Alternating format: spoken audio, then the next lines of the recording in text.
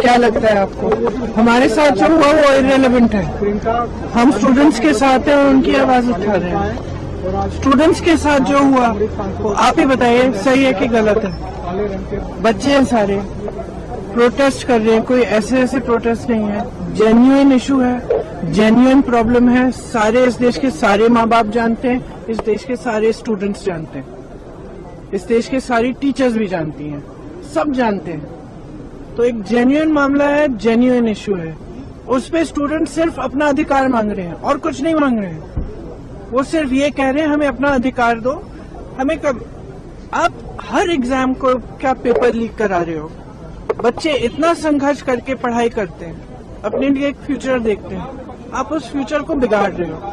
आपने पूरी education budget का क्या, आपने 1.4 लाख करोड़ पूरी एजुकेशन बजट है पूरे देश के यूथ के लिए, और अडानी जी और अंबानी जी को आप 16 लाख करोड़ आप मुफ्त में लोन माफी कर रहे हो।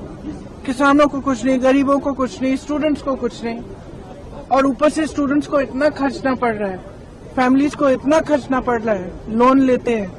सिर्फ नीट के एग्जाम में जो 22 लाख फैमिलीज है उनका खर्चा 1.32 लाख करोड़ है, almost equal to education budget. तो स्टूडेंट्स की जेन्युइन स्ट्रगल है, जेन्युइन समस्या है। वो सिंपली कह रहे हैं हमसे बात करो, हमारे लिए सिस्टम, हमारा सिस्टम बदलो।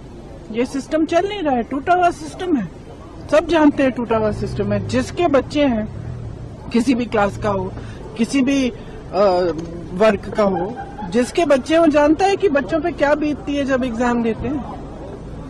और आप सोचिए कि 26, 27, 28 साल के बच्चे बार बार एग्जाम दे रहे हैं, बार बार पेपर लीक हो रहा है, अपनी नियुक्ति का वेट कर रहे हैं, नियुक्तियां नहीं हो रही हैं, तो फ्यूचर तो बर्बाद हो रहा है ना सबका।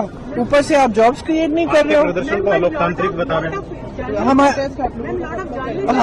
हमारा प्रोटेस्ट अलोकतांत्रिक है। लोकतंत्र में सबसे बड़ी चीज क्या होती है? फ्रीडम ऑफ एक्सप्रेशन और right to protest, peaceful protest. इसमें कुछ अलोकतांत्रिक बात नहीं है। अलोकतांत्रिक ये है जो यहाँ सदन में हो रहा है, जो सड़कों पे हो रहा है। सदन में आप चर्चा नहीं करते, एलओपी को बोलने नहीं देते, ऑपोजिशन लीडर्स को बोलने नहीं देते, वो बोलने के लिए उठते हैं, आप चुप कर लेते हो। स्पीकर साहब खुद कह रहे हैं कि मुझे सरकार से पूछना है कि आप लोग डिस्कस कर सकते हो कि नहीं। ये क्या है? ये लोकतंत्र बचा ही नहीं है, सिर्फ आप ही पूछ रहे हैं मैडम ये क्वेश्चन। पूरा देश जान रहा है कि कोई लोकतंत्र बचा नहीं है इस देश में।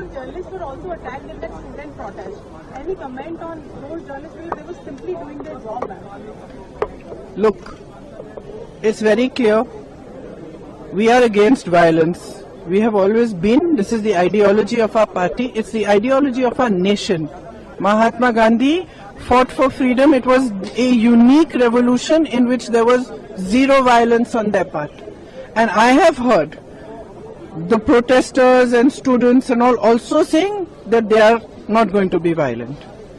So if people have got hurt, police people have got hurt, or journalists have also got hurt along with the students, it's unfortunate. But please be truthful when you present it to the public. Because what we are seeing is that the students are being attacked mercilessly. They are being beaten with lathis, they are being tear gassed, girls are being treated in an obnoxious manner, their clothes are being torn off. How do you think they feel that this is their country, this is their parliament, these are their representatives, this government has been voted in by them, and the youth heavily voted for this government? How do you think they feel? They feel completely betrayed. And I'm sorry, but I don't care what all you people say and what you put on the media and what you present. Our duty is to stand with them. Our duty is to raise our voice in their support, and our duty is to fight for our democracy, and we will do it. Thank you, ma'am.